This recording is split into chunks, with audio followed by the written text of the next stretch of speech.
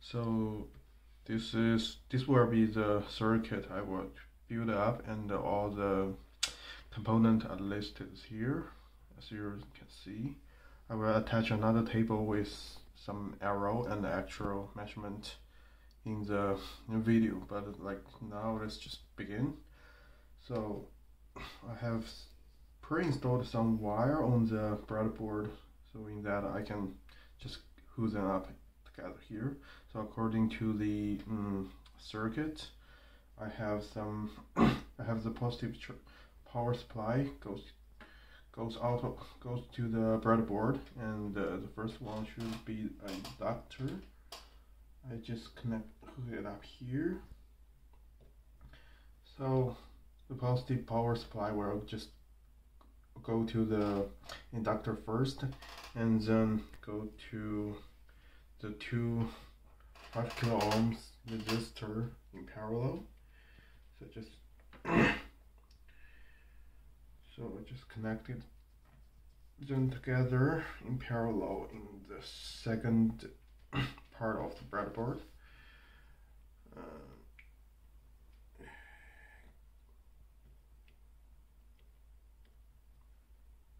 Okay, and then the two parallel 5,000 ohm resistor will connect in series with 331. Okay, and this part will be the load for this circuit. And as you can see, they should turn back and goes to some transmission resistor. I use a 10 ohm resistor to represent that part here. And yeah, and then just connect the load in series with my transmission resistor, and as you can see, they go to the negative, which is like the ground. And you should also notice there is two extra lines put here. This is the part where I will install the capacitor in parallel with the load. So in this way, once I install the capacitor here, it will be like in parallel with my load, and like then goes to the transmission resistor again, and go back. Yeah, so once I plug in the power supply, which is supplied by Hantek, it should technically works. Let me just plug off the capacitor. So the circuit is fully built up, and I have connected the power to it. That's here, and here grounded.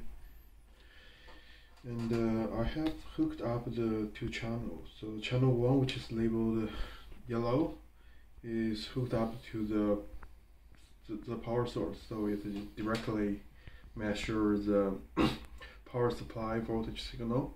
And my green one, which is channel 2, is hooked up to the other side of the transmission resistor, which is labeled R4.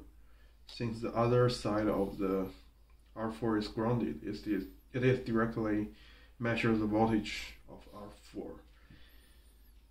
Yeah, and so in this way, the load voltage will be the difference between these two signals. And to start, I will need to change the Hantek to sinusoidal wave, and use the frequency I have decided before, which is 2500. And okay, is it wrong? As you can see here, the channel 2 is pretty much small. I think I need to adjust the signal a bit. Yeah. Okay. Now it looks better. Maybe. Okay, let's put it this way. Yeah.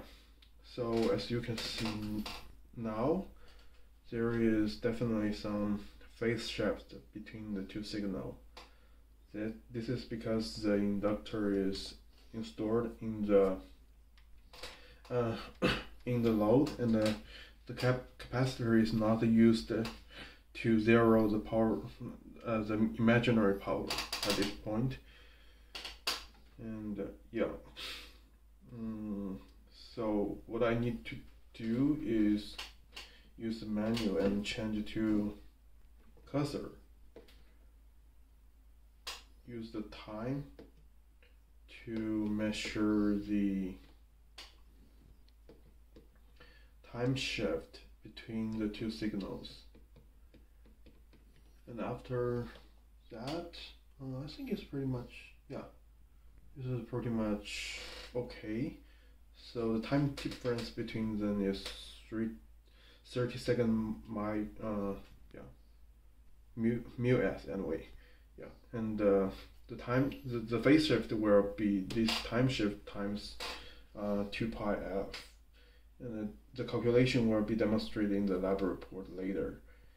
So yeah, this way. Also, I can use the measure tool to directly measure the peak-to-peak voltage, and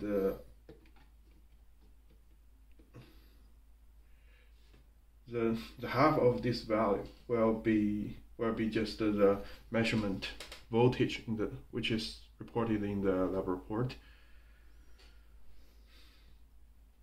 Yeah, and what I need, the second part is to just use a capacitor to zero the imaginary power, and in that case, as you can see, a sudden phase shift is happening on the channel 2 signal, and they are pretty much now looks like in phase, but due to the stiffness it's really hard to say, right? And yeah, I will report that because this is a huge source of bias in the practical measurement part. Yeah, but basically we can assume at this point they are pretty much in phase. In that way, we know that now the power factor of the circuit will be 1, and in the capacitor actually do its work to zero the imaginary power, which is so the reactive power. And yeah, so at this moment, the load, all the load plus the capacitor will behave as a as a pure resistor as shown in the diagram, and it will just constantly dissipating power without any imaginary part. Yeah, so that's it. This was pretty much a demonstration of how capacitor can work to zero the imaginary power factor.